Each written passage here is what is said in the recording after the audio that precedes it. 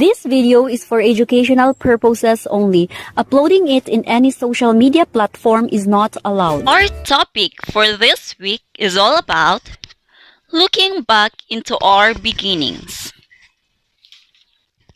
We cannot deny the fact that we Filipinos, our forefathers, like to preserve the story of our beginnings. Our lesson objectives. At the end of the lesson, you will be able to number 1, know more about the ethnic groups in the country. Number 2, read intensively to find answer to specific questions. Number 3, use past tense forms of the verbs correctly. Number 4, differentiate literary writing from academic writing. And number 5, write an essay based on what has been discussed in the lesson. Are you ready? Now, let's start our lesson. You are going to read the Philippines in earlier times. You can open your book on page 57. So, read it comprehensively because after that, you are going to answer the process questions.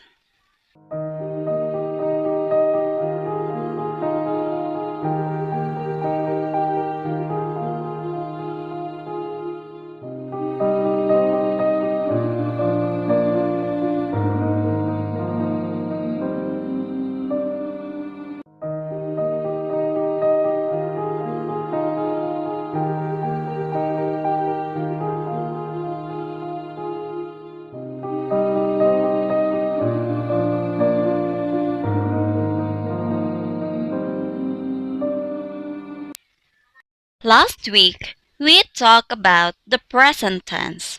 Now, we are going to talk about the past tense. And what is past tense?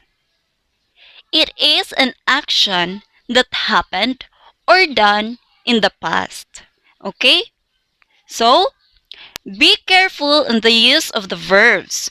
We have basic rules to follow, especially in regular verbs. So in regular verbs, rule number 1, we add D on the regular verb that ends in E. For example, bake, become baked. Rake, raked.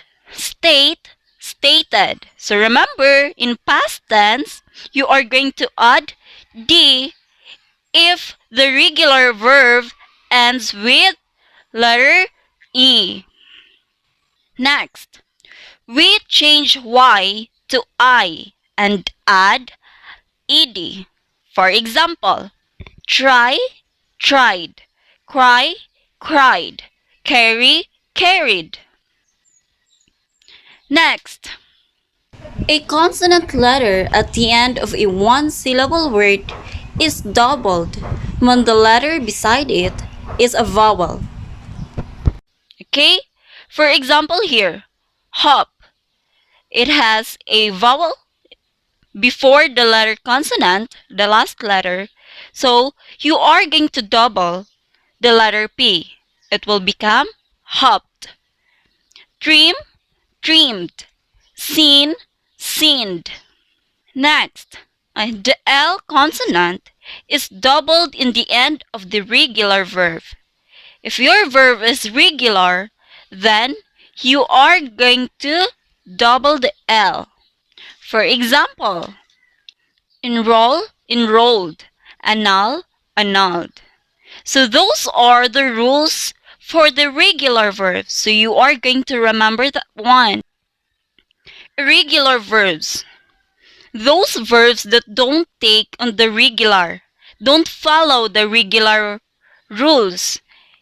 So you don't take on regular D, ED, IED spelling patterns of the past simple.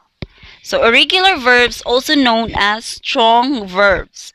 So the word of the verb will change in the irregular verbs. For example, arise, arose, become, became, bend, bent, dig, dug, fall, fell, forget, forgot, get, got, make, made, say, said, see, saw, send, sent, shake, shook. Those are some examples of irregular verbs. As you can observe, they don't follow the rules of regular verb. Okay? The word here was really changed. Now let's talk about the two forms of writing. And what are those? We have academic writing and literary writing. When we say academic writing, it refers to a particular tone and is attached to traditional practices of pronunciation, grammar, and spelling. So, academic writing is supposed to be precise, formal, impersonal, or objective. So, here are some examples of academic writing. We have research works, newspaper or magazines articles, essays.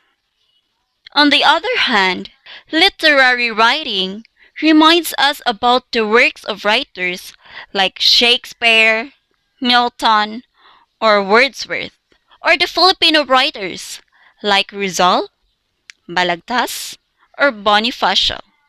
So, literary works are easily distinguished from other pieces of writing by their creative or artistic intent.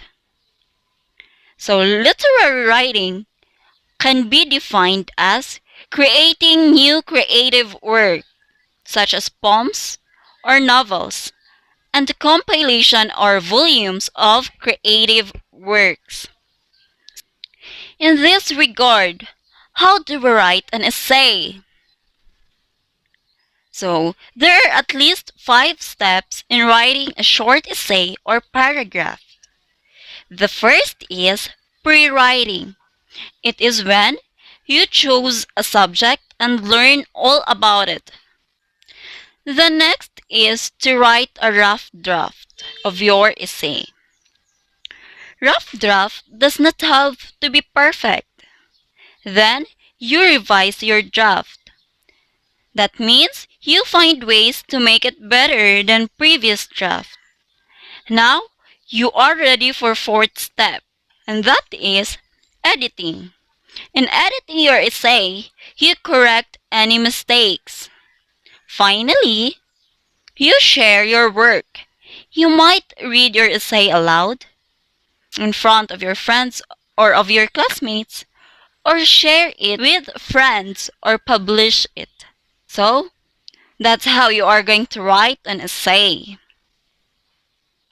Activity time! You are going to answer the following. Activity 4 and Activity 6 on pages 62 to 63. Next, page 64, the activity.